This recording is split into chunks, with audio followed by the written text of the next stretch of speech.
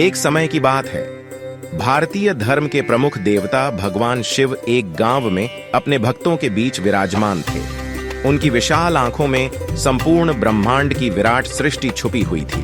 भगवान शिव ने सभी को सम्मोहित करने वाली अपनी नीला गले की माला पहनी हुई थी, जो उनके भक्तों को नीति, शांति और समर्थन का प्रतीक था।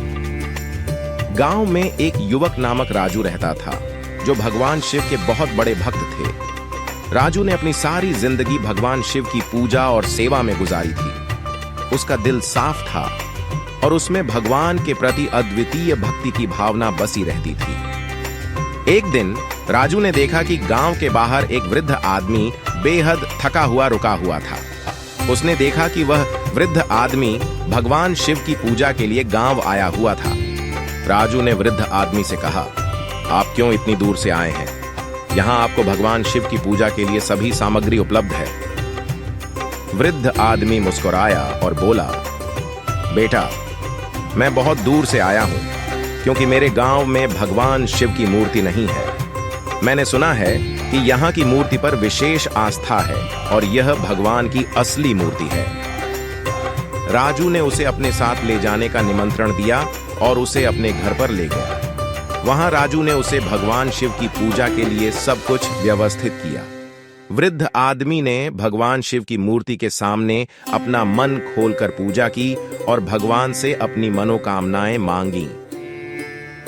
एक दिन भगवान शिव ने राजू को सपने में आकर दर्शन दिए और उन्होंने कहा, राजू, मैं तुझसे बहुत खुश हूं कि तूने इस वृद्ध आदमी की मदद की है। तूने भक्ति और सेवा में सच्ची भक्ति दिखाई है। राजू ने हंसते हुए कहा, प्रभु, आपकी कृपा से ही मैंने इस वृद्ध आदमी को आपकी पूजा करने का अवसर दिलाया। वह बहुत खुश था कि उसने किसी की मदद की और भगवान की कृपा प्राप्त की। भगवान शिव ने राजू से कहा, राजू, मैं तुझसे बहुत खुश हूं कि तूने इस वृद्ध आदमी की मदद की है। तूने भक्ति और सेवा में सच्ची भक्ति दिखाई है। राजू ने हंसते हुए कहा, प्रभु, आपकी कृपा से ही मैंने इस वृद्ध आदमी को आपकी पूजा करने का अवसर दिलाया। वह बहुत खुश था कि उसने किसी की मदद की और भगवान की कृपा प्राप्त की। भगवान शिव ने राजू से कहा, तूने सच्ची भक्ति और दया दिखाई है राजू।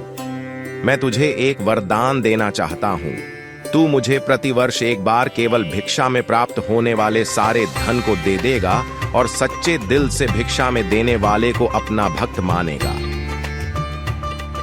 राजू ने बहुत खुश होकर इस वरदान को स्वीकार किया और उसने प्रतिवर्ष भिक्षा में प्राप्त होने वाले सारे धन को देने का निर्णय किया। समय बीता और एक दिन राजू ने भिक्षा में प्राप्त होने वाले सारे धन को साथ लेकर भगवान के मंदिर का सफाया करने के लिए उपयुक्त स्थान पर पहुंचा। वहां एक वृद्ध व्यक्ति बैठा हुआ था, जिसने भिक्षा के रूप में उससे मदद मांगी।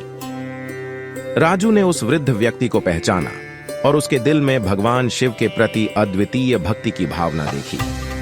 बिना किसी हिचकिचाहट के राजू ने उसे सारे धन का दान किया। वृद्ध व्यक्ति ने राजू की बड़ी कृतज्ञता जताई और उसकी भक्ति को स्वीकार किया।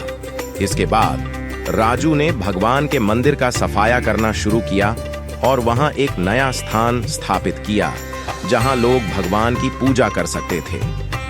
इस कार्य के बाद भगवान शिव ने राजू को सपने में फिर से दर्शन दिए और उन्होंने कहा, राजू, तूने मेरे लिए अद्वितीय भक्ति और सेवा का प्रदर्शन किया है। मैं तुझे धन, समृद्धि और सुख शांति की वरदान देता हूं।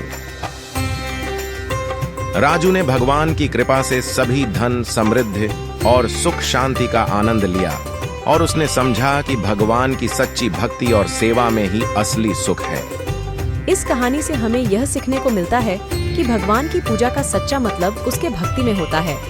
भक्ति, दया और सेवा के माध्यम से ही हम असली धर्म की ओर बढ़ सकते हैं और अपने जीवन को सत्य, नैतिकता और प्रेम के माध्यम से सजीव बना सकते हैं।